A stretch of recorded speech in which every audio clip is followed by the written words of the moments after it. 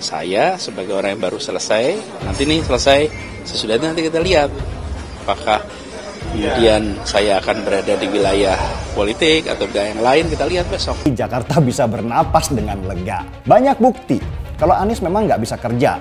Anies baru bisa membangun rumah DP 0 rupiah cuman 0,26% dari target 100%. Banyak kok yang bisa dikerjakan Anies ketika nggak jadi gubernur nanti. Asal jangan jadi presiden. Anies juga nggak punya partai.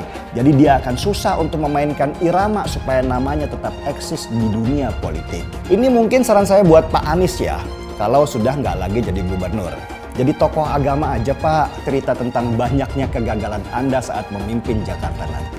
Bicara soal Tugu, ada yang masih ingat tidak? Dulu Gubernur DKI Jakarta, Anies Baswedan pernah mengatakan, katanya, saya ingin membangun manusianya, bukan benda matinya. Benda mati mudah difoto, mudah ditunjukkan. Karena itu politisi senang menunjukkan benda mati. Begitu kata Anies Baswedan. Faktanya apa? Anies Baswedan justru sibuk dengan membangun benda-benda mati. Ya masih mending kalau yang dibangun itu punya manfaat bagi warga DKI Jakarta. Lah ini tidak ada manfaatnya sama sekali. Bahkan semua yang dibangun itu terkesan hanya membuang-buang anggaran.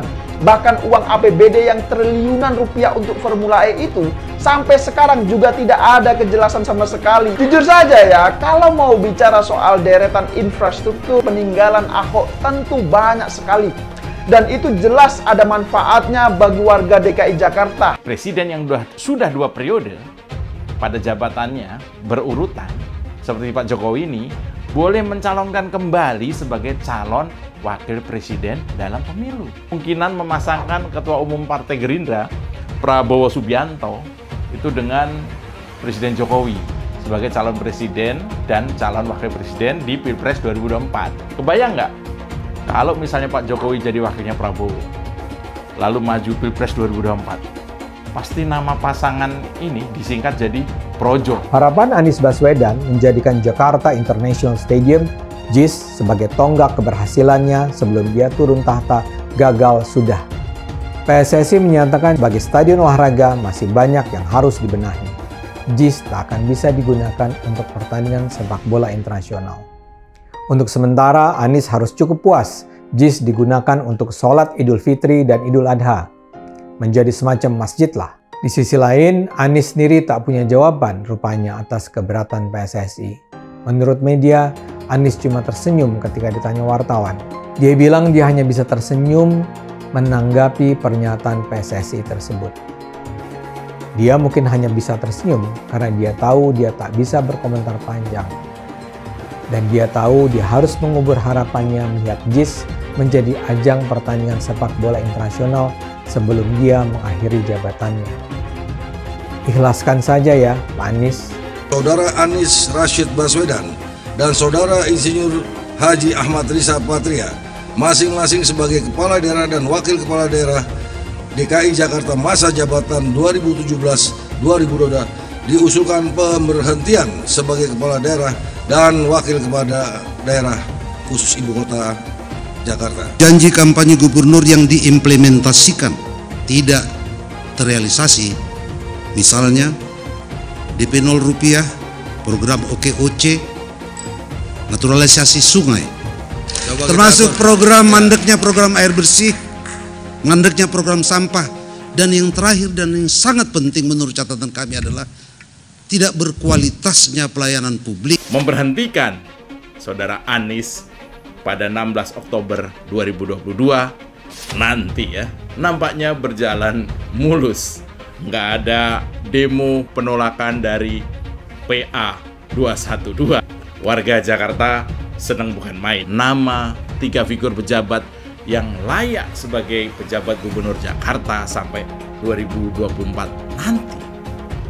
Apakah salah satu nama pejabat itu adalah Basuki Cahayapurnama alias Ahok?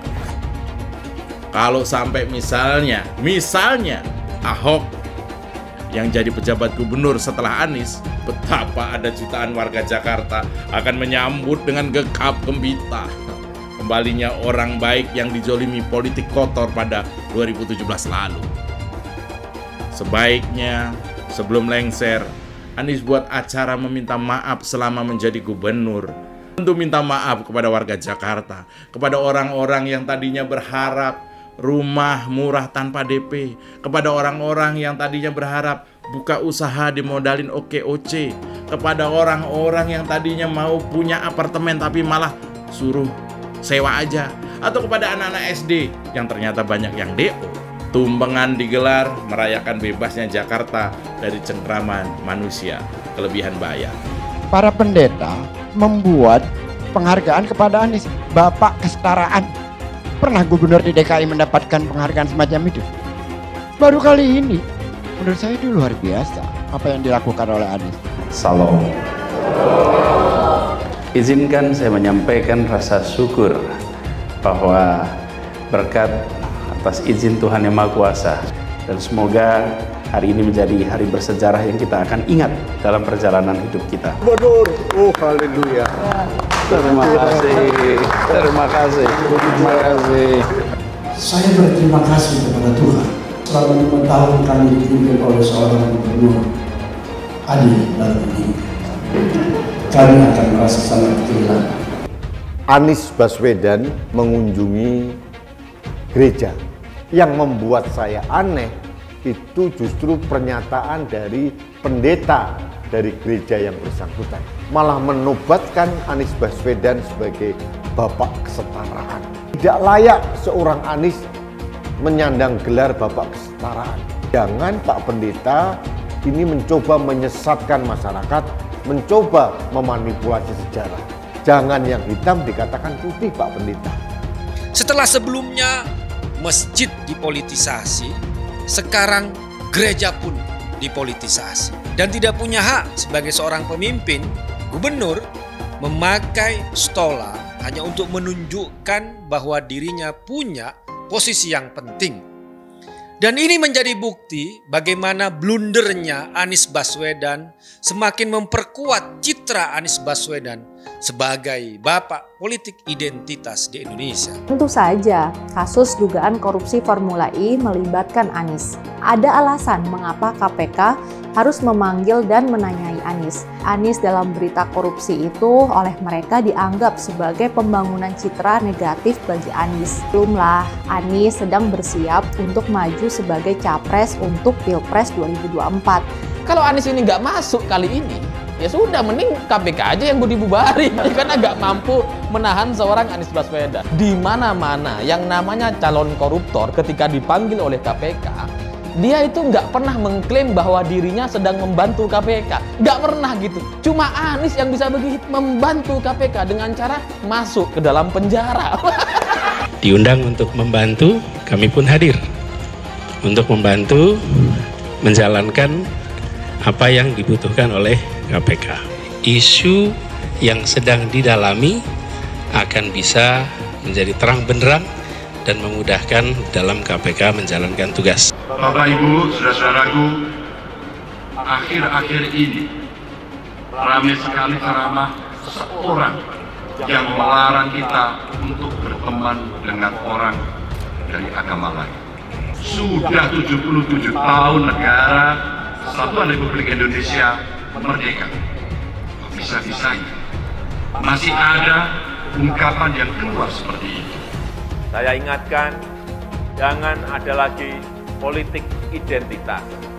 Jangan ada lagi politisasi agama. Jangan ada lagi polarisasi sosial. Hukum harus ditegakkan seadil-adilnya tanpa pandang bulu. Yang juga dengan pemberantasan korupsi terus menjadi prioritas utama. Untuk itu, Polri, Kejaksaan, dan KPK terus bergerak. Ideologi Pancasila, Bhinneka Tunggal Ika, dan patriotisme merupakan pilar utama. Dilarang memilih pemimpin non-Muslim. Wajar. Jakarta pernah punya catatan buruk sejarah pada saat pilkada yang memenangkan Anies Baswedan sebagai gubernur. Memilih pemimpin yang seiman. Kacau kan? Memilih bukan mempertimbangkan kualitas orangnya, kemampuan orangnya. Jadi ketika masyarakat DKI mau nuntut, sebagai gubernur, kerjanya yang bener dong. Mungkin dijawab, kan dulu lo milih gue karena agama, bukan karena kemampuan gue, bukan karena gue punya prestasi, bukan karena gue punya integritas. Sekarang kenapa nuntut? Kan itu konsekuensi logis dari cara berpikir dalam proses pemilihan yang salah. Ketika ada pemilihan OSIS, orang menggunakan ayat ini. Ketika pemilihan RT, orang menggunakan ayat ini. Ketika pemilihan kapten kesebelasan untuk sepak bola, orang menggunakan ayat ini. Untuk memilih seorang ketua arisan, akan menggunakan ayat ini. Betapa kacaunya kehidupan kita. Dan ternyata prediksi gua benar. Namanya pelayan publik, pelayan rakyat. Masa nyarinya susah? Kadang butuh rumah sakit, anak butuh sekolah, ada masalah, mau ngadu kemana gitu. Kalau kekuasaan tidak memberi cinta kasih, cinta, tentu udah manis, cinta rakyat dan cinta negara, pasti kasar, sembrono, dan korup. Artinya apa? Harus bisa kelola APBD di daerah dengan baik. Ya, jadi pada awal bulan Oktober 2022 nanti, masa jabatan Gubernur DKI Jakarta Anies Baswedan ini akan segera berakhir. Memang Anies Baswedan, Gubernur DKI Jakarta ini bukanlah sosok yang cakap dalam bekerja, tapi dia ini memang hanya ahli dalam berkata-kata. Ya, kita tahulah sebelumnya Anies Baswedan ini sibuk mengganti nama normalisasi menjadi naturalisasi, rumah susun menjadi rumah lapis, penggusuran menjadi penggeseran, dan bahkan ya nama-nama jalan juga diganti hingga pada akhirnya penggantian itu pun ditolak oleh warganya sendiri. Memang parah sekali gubernur pecatan Pak Jokowi ini. Harusnya ya pemimpin itu memberikan solusi dan bantuan kepada masyarakat. Lah kok ini malah menambah beban dan masalah coba. Ya tapi begitulah namanya juga gubernur hasil politisasi agama. Gubernur yang dipilih oleh pengasong politik identitas. Jadi ya wajarlah jika tidak bisa bekerja, bener kan? Ya teruslah bekerja walau tak berguna. Jujur saja ya, saya jadi bertanya-tanya, apakah semua kejadian ini adab atau karma? Masih ingat nggak bagaimana politik identitas itu dikembangkan oleh Anies Baswedan pada waktu itu? Dia mengatakan bahwa saatnya pribumi memimpin kembali Jakarta. Kata-kata pribumi diungkapkan. Apa yang terjadi? Membuat teman-teman dari Tionghoa ketakutan. Hati-hati loh, teman-teman Tionghoa itu hati-hati. Jangan memilih calon yang mempunyai rekam jejak politik identitas atau SARA. Karena kelompoknya yang mendukung Anies Baswedan ini pada dasarnya adalah kelompok-kelompok Islam yang sangat tidak toleran. Penjajahan di depan mata itu di Jakarta. Kita semua pribumi ditindas, kini saatnya kita menjadi tuan rumah di negeri sendiri. Saya bilang, Miss, ente nggak bisa jadi presiden. Kenapa? Karena presiden adalah orang Indonesia asli, saya bilang. Anies Baswedan belakangan ini tampil sebagai sosok toleran yang menghargai keberagaman. Mereka yang baru saja mengenal Anies mungkin akan dengan mudah terpesona dengan kata-kata dan langkah Anies. Kalau sekarang dia bicara soal persaudaraan antar umat, saya yakin dia tidak sungguh-sungguh meyakininya. Percaya? Saya sih nggak percaya. Anies memang sangat pintar merangkai kata-kata. Kita tak perlu percaya bahwa Anies adalah sosok pembela pluralisme dan toleransi. Ini loh pejabat A kelakuannya ini, bohongnya ini, B ini, ada sebarin, pusing ya. Sebagai orang beriman, jabatan itu amanah Tuhan. Tapi kamu lakukan melanggar aturan Tuhan untuk mendapatkan jabatan itu. Berarti jabatan bukan amanah Tuhan, dong, amanah hantu kan. Rakyat yang butuh pejabat yang jujur gitu. Terus saya tanya, kenapa mau pilih saya? Nah, kamu jujur. Nah, sama kayak korupsi gitu kan. Ketahuan arus orang marah-marah gak kepilih, ya sudah. Kan saya kan cuma 2 aja. Bukan minyak babi ya, asing-asing, Cina lah, kafir lah. Zaman Anies Baswedan, penanganan banjir seperti tidak punya konsep yang jelas. Anies lebih banyak bermain di kata-kata daripada di kerja. Normalisasi diganti menjadi naturalisasi. Anies ingin penanganan banjir harus sesuai tuntunan agama, sesuai sunatullah katanya. Entah apa urusannya banjir dengan agama, cuman Anies yang tahu. Untuk warga Jakarta, saya ucapkan selamat mendapat kenikmatan yang tiada tara. Banjir daerahnya, bahagia warganya, senang ormasnya, dan soleh gubernurnya. Lo mau tahu nggak? Sumur resapan yang ngabisin anggaran beratus miliar itu meresap air agar masuk ke dalam bumi sesuai dengan sunatullah. Tetapi ternyata sumur ini tidak meresap air, malah airnya itu menggenang di sumur-sumur itu. Sumur resapan itu sekarang harus disiapin pompa untuk menguras air di sumur resapan. Kalaupun dia harus makan babi sepanjang jadi presiden, mungkin akan dilakukan. Bapak politik identitas Indonesia Anies Baswedan, Bapak intoleransi Indonesia Anies Baswedan, jangan lupakan, jangan terlena, jangan sampai dia pecahkan kita dengan dagangan ayat dan mayatnya. Air itu turun dari langit, turunnya ke atap rumah langsung sumur bor, bukan ke sungai dan ke laut. Jangan sampai Indonesia jatuh ke tangan pembohong. Jangan sampai Indonesia jatuh ke tangan Anies Baswedan. Anies Baswedan pasti akan mempertanggungjawabkan segala perbuatannya, perbuatan kelebihan dana, kelebihan anggaran, kelebihan bayar di semua proyek-proyek Pemprov DKI, dan semua kroni-kroni dan kroco-kroco Anies Baswedan juga akan mempertanggungjawabkan semua perbuatannya, dan pastikan itu sebelum Pilpres 2024. Apalagi sekarang JIS ini, kayaknya pastikan itu juga pasti ada kelebihan bayar, pasti ada koruptornya di situ. Tinggal KPK menyelidiki anggaran yang ada di JIS, dan habis itu baru hajarlah formula E. Kamu mau panggil saya hadap Tuhan Allah pun yang benar gua hadapin. Apalagi cuma BPK. Tenang, kalau BPK sudah periksa, nyatakan tidak ada kerugian, aman lah kita. Ada oknum BPK masuk penjara tuh DKI itu. Dikatakan cuma salah bayar atau kelebihan bayar mungkin ya. Tapi kalau saya pasti ada proses. Kalau BPK menyatakan tidak ada kerugian negara, aman Anda. Anda mungkin benar, kalau ada oknum BPK nyatakan Anda salah, selesai Anda. Kalau orang dulu mempersoalkan KPK mesti direvisi undang-undangnya, saya kira BPK yang harus direvisi undang-undangnya juga. Ini sebenarnya kasus korupsi. Kelebihan bayar ini sebenarnya ya, kalau secara hukum saya melihatnya ini sebenarnya bisa jadi kasus korupsi gitu. DKI yang kita harapkan, Anies Baswedan yang begitu jelas Islamnya, 4 tahun 8 bulan jadi gubernur, mana peraturan pergub saja yang melarang miras, mana perda Islam apalagi, yang akhirnya tidak berani juga menegakkan hukum. Banjir tetap banjir, macet tetap macet, kriminalitas Jakarta, Anda tahu 2 menit sekali terjadi pencurian. Sekarang orang sedang euforia, dia mau dicapreskan. Bagaimana umat terjebak lagi, bodoh lagi, masuk lagi. Kalau misalnya memang Anies itu mau maju dan dia tekad mau menegakkan hukum Islam dan menyatakan perlawanan, saya penuh. Tapi dia tidak lakukan itu. Mas Anies harusnya sudah membuat relokasi untuk orang-orang di Kampung Bayam, sampai hari ini belum juga. Banyak juga yang udah kita omongin, kita minta gitu ya, belum dijalanin juga gitu. Jangan hanya konsentrasi pada pembangunan benda-benda mati yang indah difoto dan bisa ditunjukkan dalam 5 tahun hasilnya. Kalau kita mau menilai sebuah janji, maka lihat janjinya, lalu lihat kenyataannya.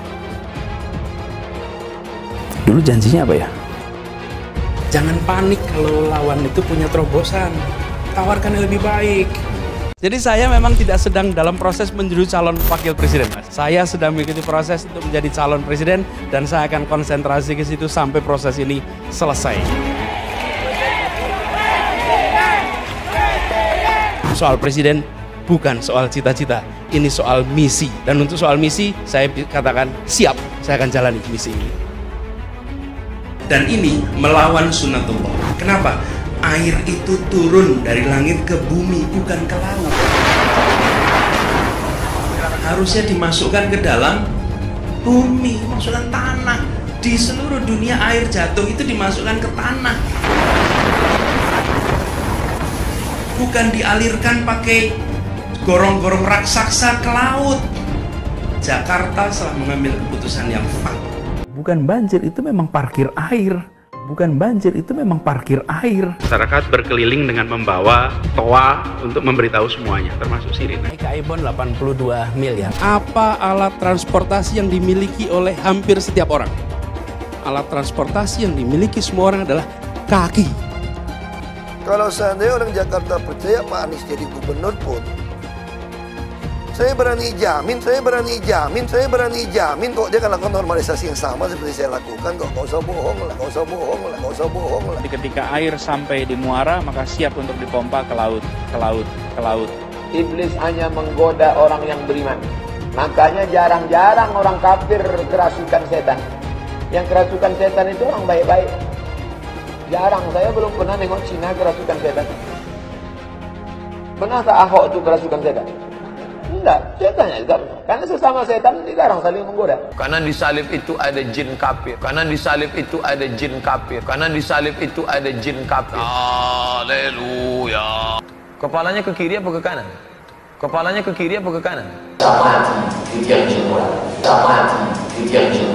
Tetap percaya salib itu lambang mulia, bukan jin. Kok ketawa? Aku nggak nyindir siapa-siapa loh. Saya nggak pernah mundur untuk kebenaran, keadilan, kejujuran. Dan peri kemanusiaan, gue nggak pernah mundur. Dan gue nggak pernah takut juga sama lu. Siapapun yang rasis, gue akan hadapin. Karena rasis itu tidak berperi kemanusiaan. Sama saya ditanya dulu kan, kamu nyesel nggak statement kamu di Pulau Seribu sehingga masih masuk penjara? Tidak pernah nyesel. Karena saya mengatakan kebenaran. Hai semua, dengan saya Jonas Leong. Terima kasih banyak buat kalian, penonton setia yang selalu menonton di channel ini. Saya secara personal sangat menghargai waktu kalian.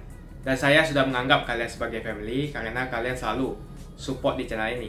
Bagi kalian yang selalu menuliskan opini kalian di kolom komen, saya baca komen kalian satu persatu. Saya baca komen kalian untuk mengetahui opini kalian, tanggapan kalian, dan masukan kalian sangat berguna untuk video selanjutnya. Terima kasih banyak buat kalian yang selalu menekan tombol like di awal video. Video seperti ini membutuhkan waktu dan juga research. Dan ini semua gratis untuk kalian. Jadi pastikan kalian menekan tombol like-nya, supaya saya mengetahui kalian menyukai konten yang saya bagikan. Saya sebagai orang yang baru selesai, sesudahnya nanti kita lihat apakah kemudian saya akan berada di wilayah politik atau yang lain. Kita lihat besok. Partai-partai politik ini akan mengedepankan kepentingan bangsa, kepentingan negara, di dalam mereka menyusun koalisi dan di dalam mereka nanti menentukan calon-calonnya. Anies ini sedikit pun nggak ada tipe eksekutor. Dia itu lebih ke konseptor. Konsepnya banyak, mimpinya banyak, tapi Anies sendiri tidak bisa mewujudkan apa yang ada dalam pikirannya menjadi barang jadi. Nonton Anies Baswedan memimpin Jakarta ini emang asik, banyak lucu-lucunya. Dari sana kita bisa melihat bahwa untuk memimpin sebuah wilayah, tipikal pemimpinnya memang harus bermodel eksekutor. Eksekutor itu adalah orang yang bisa mewujudkan apa yang ada dalam pemikirannya menjadi sebuah barang jadi. Nah, seharusnya ketika Anies sadar dia tidak bisa mengeksekusi apa yang ada dalam pikirannya, dia bisalah mencari anak buah dengan tipikal eksekutor kuat di lapangan. Seperti Pak Jokowi yang punya komandan lapangan bernama Basuki Hadimulyono, Menteri PUPR, untuk mewujudkan apa yang ada dalam pikirannya tentang infrastruktur di Indonesia.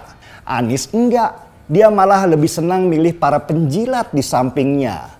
Kalau ngobrol sama Anies pasti satu arah. Dia mulu yang ngomong dan anak buahnya disuruh mendengar 3 jam lebih dia bicara merangkai kata-kata. Mungkin memang dia tipenya yang suka dijilat, tidak suka dikritik atau dibantah. Pengen menang sendiri dan tidak mampu berkomunikasi dengan baik dengan para bawahannya. Dia gagap sendiri sama janjinya waktu kampanye. Karena dia sendiri nggak ngerti gimana sih cara mewujudkan apa yang dia pikirkan. Banyak bukti kalau Anies memang nggak bisa kerja. Contoh rumah DP 0% yang belum mulai pembangunannya saja sudah diubah namanya jadi DP 0 rupiah. Nah, ketika Anies tanya ke anak buahnya, gimana rumah DP 0 rupiah? Udah selesai? Dan anak buahnya kemudian menutupi masalah sebenarnya. Beres bos, yang sudah terbeli ada 700-an rumah. Anies senenglah dengar kabar itu, karena dia juga nggak nyangka kalau ada yang beli rumah DP 0 itu. Sesudah Anies tahu kalau ternyata 700 pembeli rumah DP 0 rupiah itu hanya kurang dari 1% dari target yang sudah dicanangkan oleh dia pasti kecewa berat lah. Bayangkan, 4 tahun menjabat gubernur, rumah DP 0 rupiah baru terrealisasi kurang dari 1% target. Monyet aja ketawa dengernya sambil makan pisang. Coba kita hitung ya. Selama 4 tahun, Anies baru bisa membangun rumah DP 0 rupiah cuman 0,26% dari target 100%. Berarti setahun Anies cuma bisa merealisasikan 0,065% pembangunan. Nah, ini pertanyaan matematika dasar. Butuh berapa tahunkah Anies jadi gubernur supaya rumah DP 0 rupiah terrealisasi 100%? Mungkin nanti kalau cucunya Jan Etes akhirnya jadi presiden. Dia perintahkanlah ke anak buahnya supaya bisa mewujudkan rumah DP 0 rupiah. Anak buahnya yang bego-bego itu ya nggak ngerti juga. Paling cuman bilang, siap bos. Tapi nggak paham dari mana harus memulai. Jadi wajar aja kalau progres pembangunan rumah DP 0 rupiah lambat banget kayak keong yang jalan pakai tongkat. Rumah DP 0 rupiah itu tadinya direncanakan buat orang miskin. Tapi nggak mungkin karena nggak ada bank yang mau cover kreditnya. Akhirnya yang bisa beli rumah DP 0 rupiah itu ya orang kelas menengah yang penghasilannya 7 juta rupiah ke atas. Tapi ya Anies berusaha pede menjelaskan ke wartawan dengan wajah yang digembira-gembirakan. Salahnya Anies, dia menganggap rakyat Indonesia semua bodoh seperti para pemilihnya yang dikasih kebohongan aja senangnya nggak ketulungan. Dia minta waktu tambahan jadi gubernur supaya bisa tuntaskan program rumah DP 0 rupiah mimpinya itu. Yang jadi pertanyaan banyak orang adalah Anies mau ngapain sih sesudah nggak jadi gubernur? Ya seperti kita tahu jabatan Anies Baswedan akan berakhir Oktober 2022. Ini mungkin saran saya buat Pak Anies ya, kalau sudah nggak lagi jadi gubernur. Yang pertama, jadi tokoh agama aja Pak. Pak Anies cocok kok bersanding sama Sugi Nur. Yang satunya merangkai kata, satunya lagi hanya bisa memaki-maki saja. Jadi perpaduan yang kontras itu bisa membuat orang tertarik untuk datang ke acaranya. Yang kedua, ikuti langkah Novel Baswedan Pak, jadi YouTuber. Minimal Pak Anies bisa eksis dan kalahkan Atta Halilintar sama Dinar Candy dengan aksi-aksi sensasionalnya. Coba deh dandan jadi pengemis kayak Atta sambil ngeprank netizen. Jakarta bisa bernapas dengan lega. Mau jadi calon presiden? Berat untuk Anies. Karena Pilpres masih tahun 2024 dan Anies sudah mundur dari gubernur tahun 2022. Dia nggak punya panggung lagi di tahun 2023. Biasanya kalau nggak punya panggung, namanya di survei otomatis akan turun. Orang akan lupa karena akan muncul tokoh-tokoh baru yang meramaikan pesta demokrasi. Anies juga nggak punya partai, jadi dia akan susah untuk memainkan irama supaya namanya tetap eksis di dunia politik. Banyak kok yang bisa dikerjakan Anies ketika nggak jadi gubernur nanti. Asal jangan jadi presiden, karena bisa hancur negara ini nanti. Presiden itu selain dia konseptor, dia juga harus seorang eksekutor yang bisa mewujudkan cita-citanya membangun Indonesia. Kalau Anies paling hanya bisa membangunkan ayam tetangga yang biasanya bangun paling subuh sambil berkokok kencang. Setidaknya dia bisa bangga, woi ayam, akhirnya gue bangun duluan. Udah, jangan dimasukin hati loh Pak Anies Baswedan. Saya sayang kok sama Anda. Buktinya saya sudah bersusah payah memikirkan karir Anda ketika tidak menjabat lagi nanti.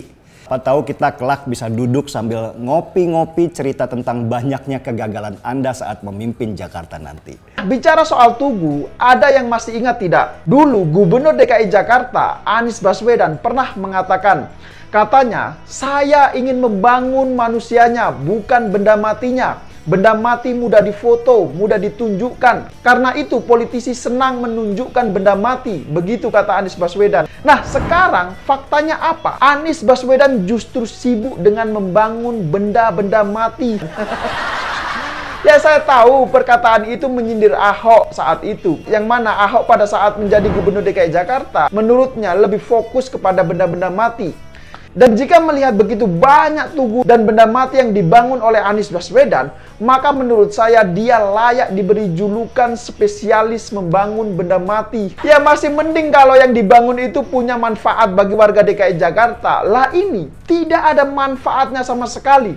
Saya ulangi, tidak ada manfaatnya sama sekali. Bahkan semua yang dibangun itu terkesan hanya membuang-buang anggaran. Kenapa saya katakan Anies Baswedan ini spesialis pembangun benda mati?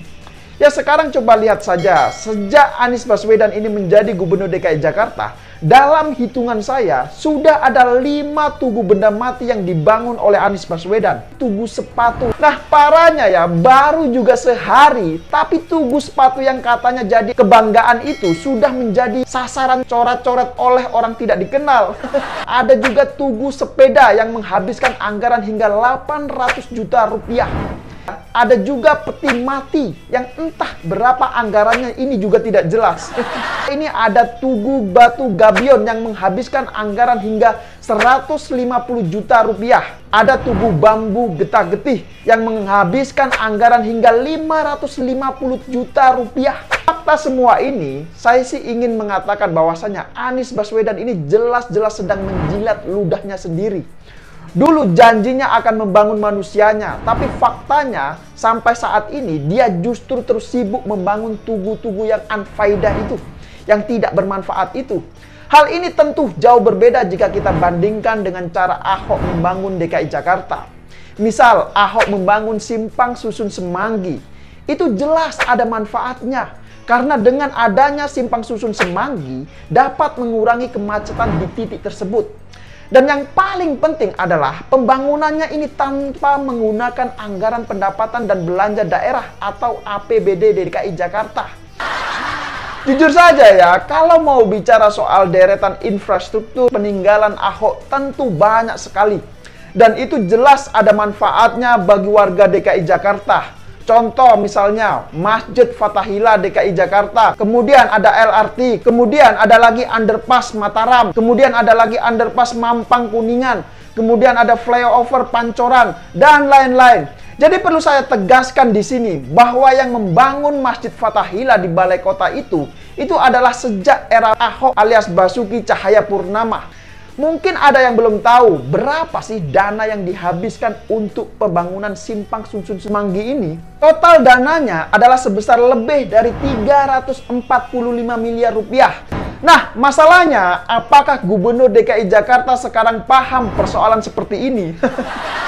Ya, saya kira sih dia tidak akan paham soal ini. Kalau soal buang-buang anggaran, ini sih menurut saya memang jagonya. Bahkan uang APBD yang triliunan rupiah untuk Formula E itu sampai sekarang juga tidak ada kejelasan sama sekali. Jadi perlu saya tegaskan di sini agar semua publik tahu. Nah, jadi gimana? Apakah sampai di sini sudah paham semua?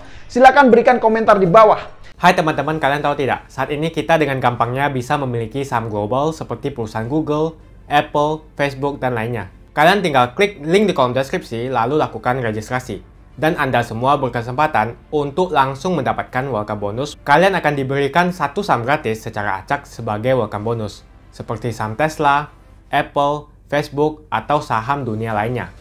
Menarik bukan? Cukup 1 klik, kamu bisa investasi dengan mudah tanpa ribet. Tanpa dikenakan fee atau komisi. Cocok untuk investor pemula. Canggih dan gampang kan? Yuk daftar hari ini sebelum promo welcome bonus ditutup. Kenapa investasi di saham global? Karena jika kita lihat kenaikan saham global di tahun belakangan sangatlah fantastis dan mempunyai peluang yang sangat bagus ke depannya. Kalian juga berkesempatan untuk mendapatkan saham yang nilainya hingga $1.000 atau 15 juta rupiah. Registrasi dengan menekan link di kolom deskripsi untuk mendapatkan welcome bonus dan saham gratismu. Sebelum saya tutup, jangan lupa like video ini. Cuma deposit, kalian sudah bisa langsung mendapatkan cuan. Ajak teman-temanmu untuk berinvestasi di saham Amerika karena peluang dan potensi yang sangat bagus berinvestasi di saham yang berskala global. Makasih banyak buat kalian yang nggak skip dan nonton video ini sampai habis. Saya secara personal sangat menghargai waktu kalian. Makasih banyak buat kalian yang sudah tekan tombol subscribe dan makasih banyak buat kalian yang sudah tekan tombol loncengnya. Jangan lupa bagikan informasi ini ke teman atau family Anda. Mungkin teman atau family Anda membutuhkan investasi ini. Oke guys, sekian dulu dari saya. Jangan lupa follow Instagram saya di @johannesleongofficial untuk kata-kata motivasi setiap harinya. Bagi kalian yang termotivasi nonton video ini, ayo like video ini dan subscribe di channel ini. Dan buat kalian yang sudah subscribe di channel ini, jangan lupa tekan tombol loncengnya supaya kalian mendapatkan notifikasi setiap kali saya upload video.